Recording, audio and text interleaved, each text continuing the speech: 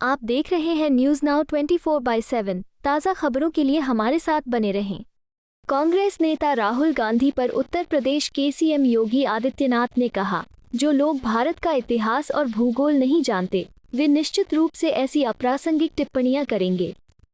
जब मैं राहुल गांधी के बारे में बात करता हूं तो मुझे याद आता है कि एक बार ये लोग खुद को एक्सीडेंटल हिंदू कहते थे। भारत की एक समृद्ध परंपरा है और हमारे ऋषि मुनियों, महाराजाओं और समाज के हर वर्ग ने अपने अपने क्षेत्र में योगदान दिया है। राहुल जी को मुगलों के अत्याचार कभी याद नहीं आए, जिन्होंने भारत का इस्लामीकरण करने में कोई कसर नहीं छोड़ी। ये दुर्भाग्यपूर्ण है कि जो लोग खुद को एक्सीडेंटल हिंदू कहते हैं, वे भारत की विरासत पर गर्व महसूस नहीं कर सकते। देखिए, राहुल गांधी जी हमेशा अपने वक्तव्यों के माध्यम से चर्चा में बने रहने के आदी हैं। जिन्हें भारत के इतिहास और भूगोल की जानकारी नहीं है, वे इस प्रकार की अनर्गल टिप्पणियां करेंगे ही। खासतौर पर जब मैं राहुल गांधी की बात करता हूं तो मुझे याद आता है कि जिन लोगों ने कभी अपने आप को एक्सीडेंटल हिंदू कहा है, वे भारत के इतिहास के बारे में चर्चा करेंगे तो ये हास्यास्पद ही होगा। भारत की एक समृद्ध परंपरा रही है और भारत को भारत बनाने के लिए हमारे ऋषि मुनियों, राजा महाराजाओं, जनता जनार्दन और समाज के प्रत्येक तबके का अपने अपने क्षेत्र में सबका योगदान रहा है। मुझे आश्चर्य इस बात का होता है कि राहुल जी बोलते समय क्यों उन राजाओं के योगदान को भूल गए, जिन लोगों ने भारत को भारत बनाने में योगदान दिया है। चंद्रगुप्त मौर्य हैं, अशोक महान हैं, महाराज मिहिर भोज हैं। यही परंपरा आगे बढ़ती है। पृथ्वीराज चौहान हैं, महाराणा प्रताप हैं, इससे पहले महाराज सुहेलदेव हैं,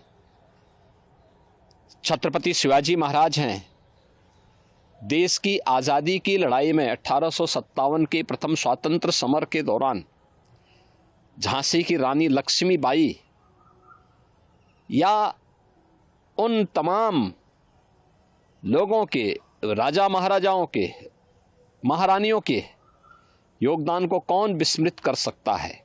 आज भी भारत की गाथा में, भारत की परंपरा में बड़े सम्मान और श्रद्धा के साथ लोग उन्हें स्मरण करते हैं, उन्हें सम्मान देते हैं।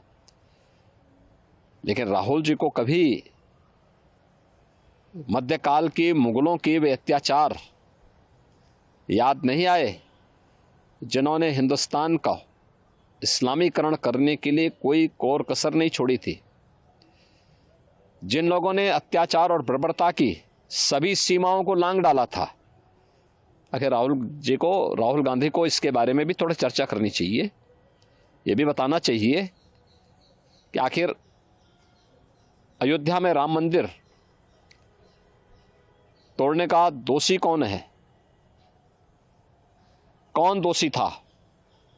काशी में काशी विश्वनाथ मंदिर हो या फिर मथुरा में श्री कृष्ण जन्मभूमि, इनको तोड़ने का दोषी कौन था।